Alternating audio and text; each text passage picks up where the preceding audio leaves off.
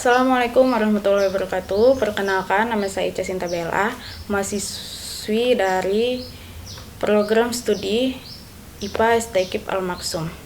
Di sini saya akan menjelaskan alat-alat dari laboratorium IPA serta fungsi dari alat-alat tersebut.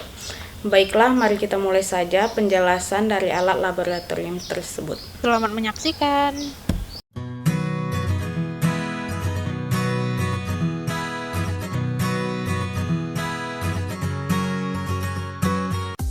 Baiklah, di sini saya akan menjelaskan tentang alat-alat di laboratorium, yang dimana alat-alat kimia yang ada di laboratorium itu mempunyai kegunaan yang berbeda-beda, sehingga perlu mengetahui jenis dan manfaat alat-alat yang ada di laboratorium. Nah, mari kita bahas alat-alat yang ada di laboratorium tersebut.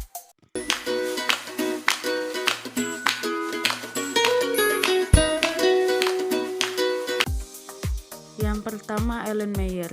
Nah, alat ini dapat menggunakan wadah untuk membuat dan mencampur larutan tertentu serta sebagai wadah titrat dalam titrasi. Yang kedua, gelas kimia yang berfungsi sebagai wadah untuk mengaduk, mencampurkan, dan memanaskan cairan.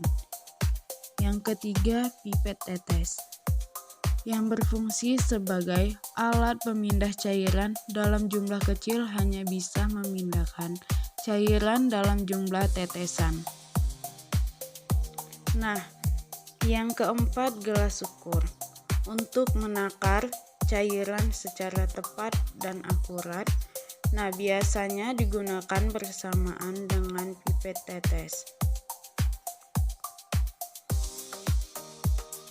Yang kelima, ada tabung reaksi yang berfungsi sebagai wadah untuk mereaksikan bahan-bahan kimia. Yang keenam, rak tabung yang dimana berfungsi sebagai tempat meletakkan tabung reaksi. Yang berikutnya, pipet volumetri yang berfungsi sebagai mengambil larutan dengan volume tertentu sesuai dengan label pada bagian pipet yang menggembung. Yang kedelapan, labu ukur yang berfungsi sebagai wadah untuk membuat dan mengencerkan larutan. Kemudian yang kesembilan, plat tetes yang berfungsi sebagai wadah bahan untuk pengujian kesamaan suatu larutan atau mereaksikan larutan. Nah, plat tetes tersebut terbuat dari bahan porselin dan umumnya tersedia dalam jumlah 6, 12, 16 lubang tetes. Yang ke-10 yaitu batang pengaduk yang berfungsi sebagai membantu mencampurkan zat yang dilarutkan. Kemudian ada alat mortal dan alu yang berfungsi sebagai alat untuk menggurus atau menghaluskan zat yang masih berupa padatan atau kristal.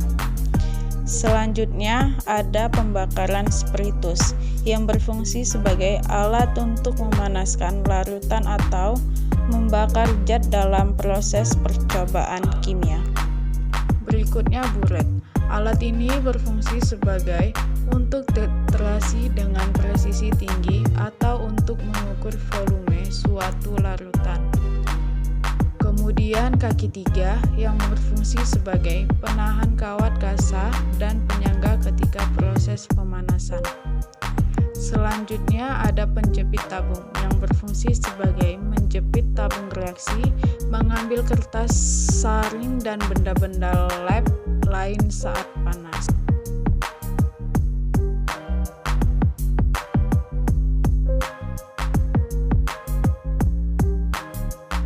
Kemudian cawan porselen yang berfungsi untuk menguapkan larutan atau mengeringkan zat padat yang basah.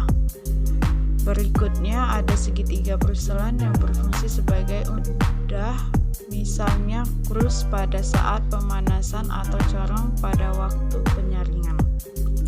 Lalu ada kaca Arlozi yang berfungsi sebagai wadah bahan yang akan ditimbang menutup wadah saat proses penguapan.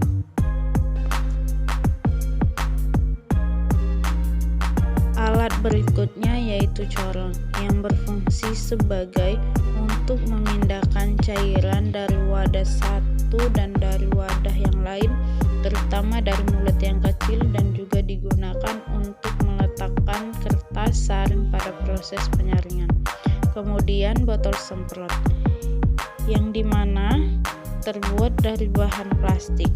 Nah, botol semprot ini digunakan sebagai wadah aquades. Selanjutnya kawat kasa yang terbuat dari kasa dan asbes. Nah, fungsi kawat kasa yaitu menahan beker atau labu pada pemanasan menggunakan bunsen atau pemanasan kertas. Kemudian kawat kasa juga ditompang alas kaki 3 pada bagian bawahnya untuk melakukan proses pemanasan yang maksimal. Alat berikutnya yaitu korek pengisap yang berfungsi sebagai untuk menyedot larutan. Biasanya dipasang pada pangkal pipet. Nah, alat laboratorium ini dilengkapi dengan korek yang resisten terhadap bahan kimia sehingga menjamin aman dan tidak mudah rusak. Kemudian kolorimeter boom yang berfungsi sebagai mengukur jumlah kalori yang dibebaskan pada pembakaran sempurna suatu senyawa, bahan makanan atau bahan bakar. Alat selanjutnya yaitu statip yang berfungsi sebagai penyangga buret dalam titrasi, penyangga gelas kimia atau tabung reaksi saat pemanasan sebagai pengganti tripod. Berikutnya kertas saring terbuat dari beberapa macam ukuran maupun tingkat porositasnya. Nah, alat ini digunakan untuk menyaring larutan agar dapat dipisahkan dengan endapannya. Selanjutnya pH meter, fungsi untuk mengukur pH atau derajat keasaman dan kebasahan suatu larutan secara akurat. Kemudian kertas lakmus yang berfungsi sebagai untuk menguji sifat asam dan basa suatu bahan, yang dimana suatu bahannya yang bersifat asam akan mengubah kertas lakmus menjadi merah dan bahan bersifat basa akan mengubah warna kertas lakmus menjadi biru.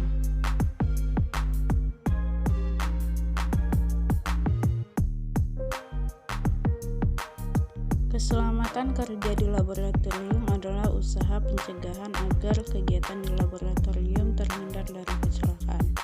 Nah, seperti yang kita bahas di awal, ada banyak bahan-bahan kimia yang bersifatnya berbahaya sehingga untuk menghindari hal-hal yang tidak diinginkan, kita harus menggunakan alat pelindung dari ketika bekerja di laboratorium, yaitu jas lab yang berlengan panjang dan berkancing, kacamata, masker, sarung tangan, dan sepatu yang tertutup. Selanjutnya, selain menggunakan alat-alat pelindung diri, kita juga harus mengetahui beberapa hal penting ketika terjadi di laboratorium, yaitu menggunakan laboratorium yang lengkap dan standar, yaitu laboratorium yang memiliki fasilitas seperti lemari, asam, penyemprot mata ketika mata terkena bahan kimia, shower untuk menyemprot tubuh apabila tubuh terkena bahan kimia, dan lain-lain. Selanjutnya, jangan makan dan minum di laboratorium, dan selanjutnya jangan menggunakan bahan kimia yang tidak jelas labelnya. Kemudian jangan membau zat kimia langsung dengan hidung, tetapi kibaskan gas dengan tangan sampai bau tercium.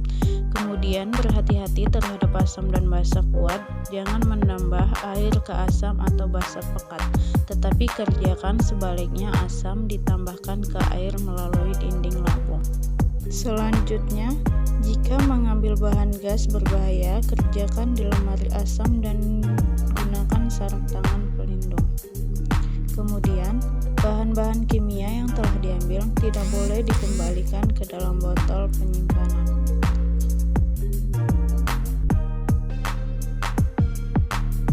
Dan selanjutnya, limbah laboratorium harus ditangani dengan benar.